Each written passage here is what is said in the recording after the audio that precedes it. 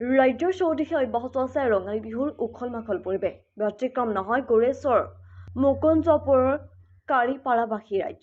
মঙলবাৰে দিনজোৰা কাৰ্যসূচীৰে গামোচা বিহু দলৰ উদ্যোগত আৰু ৰাজ্যৰ সহযোগত অনুষ্ঠিত হয় মুকলি বিহু প্ৰতিযোগিতা। 151 নং কাৰিপাৰা প্ৰাথমিক বিদ্যালয় বাকৰিত অনুষ্ঠিত হয় মুকলি বিহু প্ৰতিযোগিতা।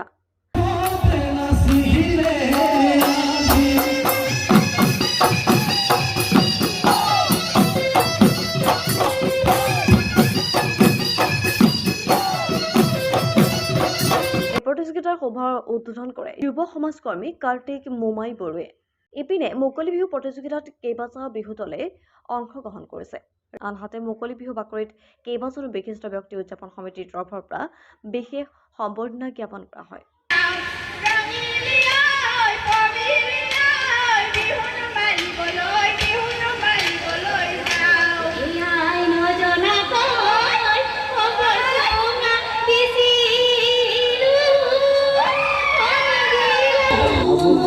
গামোচা ধোৱাবলৈ উদ্যোগত আমাৰ কাৰিপাৰা মুকুন্দপুৰ যি এটা পদক্ষেপ ৰঙালী বিহুৰ এই ৰঙালী বিহুৰ যি পদক্ষেপ ল'লে আগৰ দিনবোৰত লৈছিল, কিন্তু সময়ৰ পৰিপ্ৰেক্ষিতত কিছু হেৰাই গৈছিল।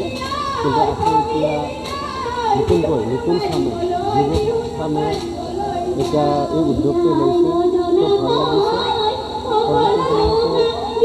আমি যিমান পাৰোঁ চেষ্টা কৰিম।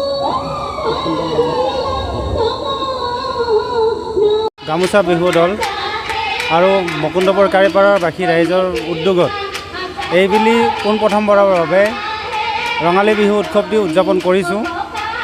এই উৎসৱ উদযাপন কৰাৰ কাৰ্যত গাঁওবাসী ৰাইজ তথা অঞ্চলৰ ৰাইজে আমাক বিপুল সঁহাৰি জনাইছে। আৰ্থিকভাৱে হওক, কায়িকভাৱে হওক সহায় সহযোগ আগবঢ়াইছে। গতিকে এই যিটো অনুষ্ঠান আমি অনুষ্ঠিত কৰিবলৈ লৈছোঁ, এই অনুষ্ঠানটিৰ সাফল্যমণ্ডিত হওক। আমি উদযাপন সমিতিৰ সমূহ কাৰ্যকৰ্তাৰ ফালৰ পৰা এইটোৱেই আশা আৰু আহ্বান ৰাখিছোঁ।